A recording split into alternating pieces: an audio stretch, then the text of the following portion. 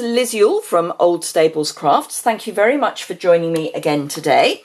As I promised yesterday, I'm back today with some alternatives for making table decorations to replace crackers that may not be totally eco-friendly. Bearing in mind most of them have cheap plastic things in them, and quite a lot have tissue paper and cheap foil and things. So this is what I have for you today. It is a little cracker. It uses the Toile Tidings Designer Series paper, which is on page 8 of your Autumn Winter catalogue. There is also, which you may have overlooked, but let me find it for you. There is also some gift wrap available in 2 of the patterns that are the same as the Designer Series paper. So if you want to match all of your Christmas gift giving, that's the way to go. It's in Real Red on Very Vanilla. It's the stripe and the Hollyberry, this pattern. The Designer Series paper, or I should say the dimensions are, you get 4 sheets, 2 of each, and they are 24 by 36 inches or 61 by 91 centimetres. And as I say, you get 4 sheets of each of those. And it's a really nice weight. It's a little lighter than the Designer Series paper, but it's a good weight for wrapping paper. The Designer Series paper comes in reversible colourways, so it's in Real Red and Garden Green, and you get 12 sheets, 6 of each of the designs, and they are just the same pattern on each side, just in the other colour. So I happen to have, because this is quite a dumpy cracker, and there is a reason, so I happen to have a piece of paper that was 7 inches wide, which is what you want for this size of, or this width of cracker, and I just cut it in half, and it made this size, so it's 6 inches by 7.5 inches. Let me show you how to make it. I have grabbed my scoreboard, and you simply score at 1 3/4 inches, 3.5 inches, 5 1/4 inches, and 7 inches. That's all the scoring you need to do.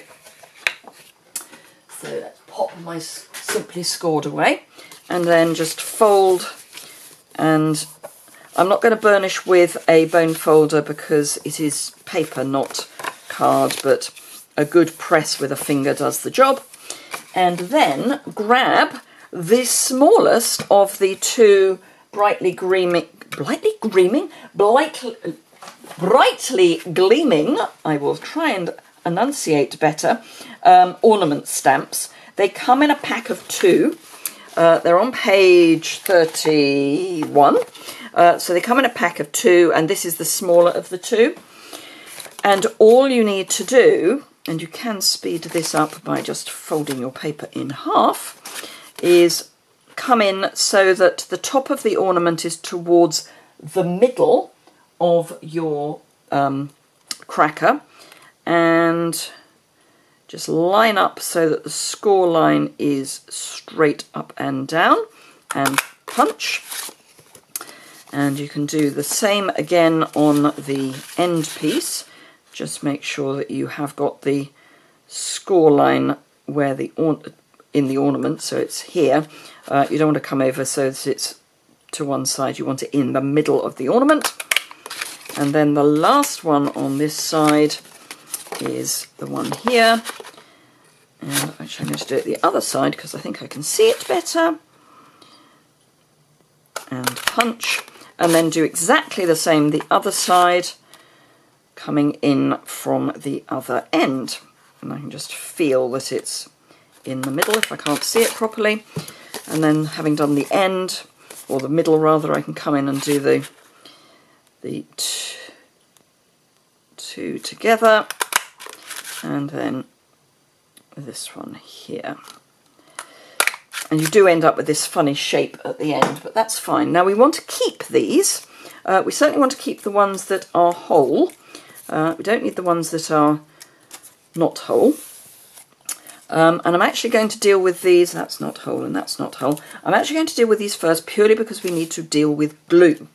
So I'm just going to make sure that these are folded nicely in half, and I've got the green on the outside and the red on the inside, and I'm going to stick them together, and that makes this little frou-frou on the top on a waste not want not basis.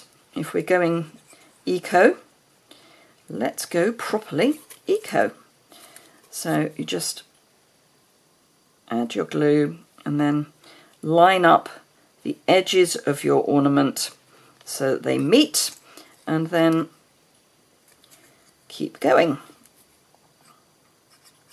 You don't want too much glue. The more glue you use, the harder it will be, which I know sounds a bit odd, but trust me when I say this. If you have too much, it just all kind of wants to pop apart, and if you don't use lots, they stick nicely and quickly, and it all kind of comes together well. Now what I tend to do is hold the ones that I'm not gluing. Apart from anything else, it means that they are encouraged to stick together, but it's also something to then hold on to, and then just make sure that they are even and that there's no green showing.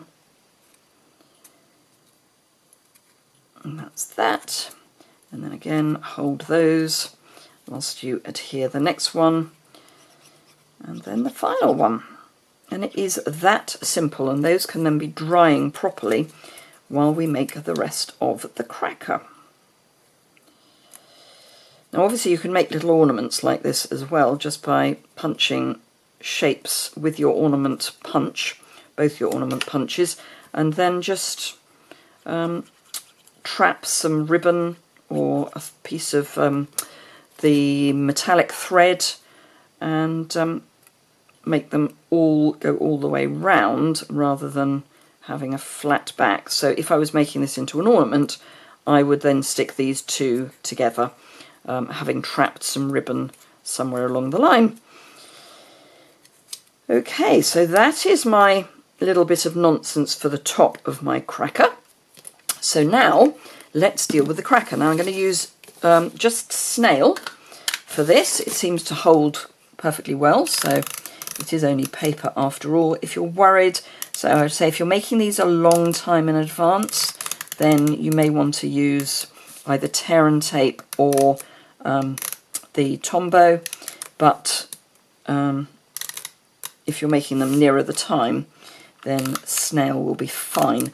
I only say that because the liquid adhesive and the tear and tape are just a little stronger, so they're more likely to hold together for longer.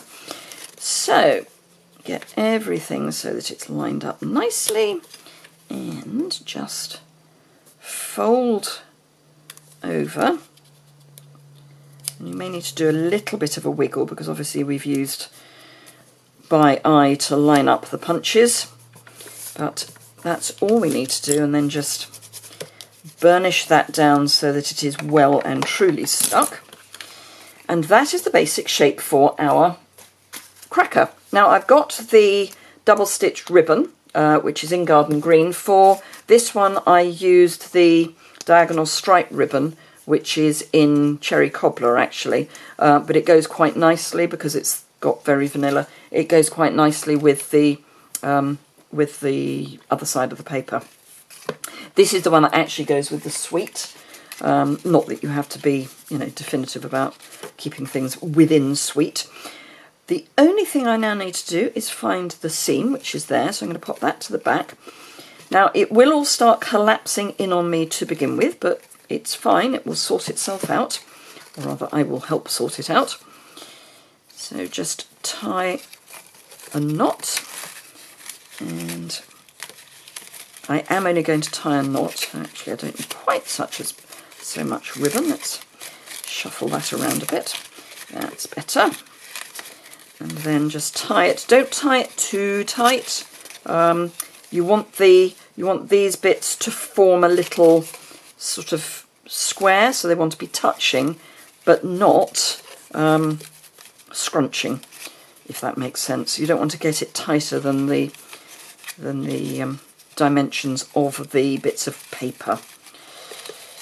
Once I've tied this knot, I will show you what I mean again, because I think that was only something approaching English. So let's cut that. So what I meant was, you want, can you see in there, you want just this, what can I use, take a pick. You want this square here. You don't want it to scrunch in any more than that. If you look in this one as well, you'll see that we've got this square. It's probably easier in that. Then to form the shape, you just manipulate it out and kind of push it into the space that you want it to fill. So just like that, it will go where you want it to go. You just need to encourage it to do so. So just this last one, which, and so just encourage it to take the shape. Now this would be when you would want to fill it. Obviously you've actually got quite a big gap there. Let me find a ruler and let me tell you how much you've got.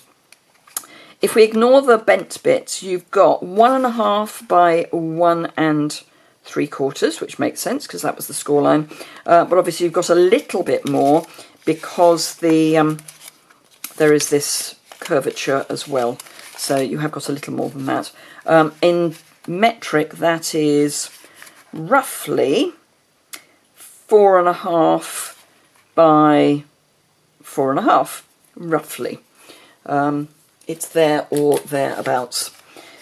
Okay, so we've done one end. Let's do the other end, and then we have our cracker crackered. So again, I'm just going to tie a knot so that it's bringing everything together as opposed to scrunching it. Now, everything's going to collapse again when I do this. It's fine. We can sort it out. So let's tie my... I've gone from the sublime to the ridiculous. I've got too little ribbon now. Let's have too much. It's much easier to deal with too much than too little.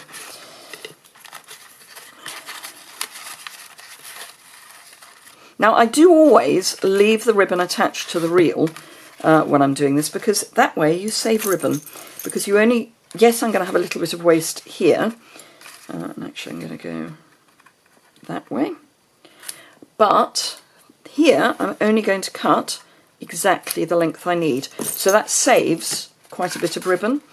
Then just go in with your finger and get everything shaped. And then that is the basic cracker. Just encourage it to do what you want it to do. And I do find a little bit of a squish helps. So that's our basic cracker. This is the front. Here's our little ornament.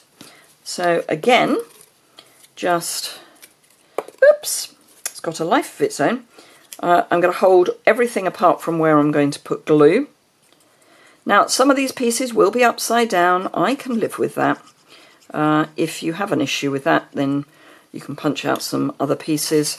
But bearing in mind you can hardly see what all the pieces are, it's really not a deal. It's not a big deal. So, yeah. Let's pop my finger in to give something to push against. And there we go. So that is my real red on garden green, and this is my garden green on real red. So as I say, eco-friendly. The ribbon you can recycle as fabric, and everything else is recyclable. So I hope you've enjoyed that. If you did, please give it a thumbs up. Do remember you can always shop with me at my online store, which is linked below. If you have any questions or comments, please do leave those below and I will get back to you. I sometimes take a week or two to get back, but I will get back to you. And if it's a pressing question, I always pick those out and get back pretty quickly. Those ones that I sort of prioritise, but I will always make sure that I get back eventually. Thank you very much indeed for watching. As I say, give it a thumbs up if you enjoyed it, and hit the subscribe button if you don't already subscribe. And I will see you again tomorrow for another Simple Stamping Saturday. Thanks a lot for watching. Bye.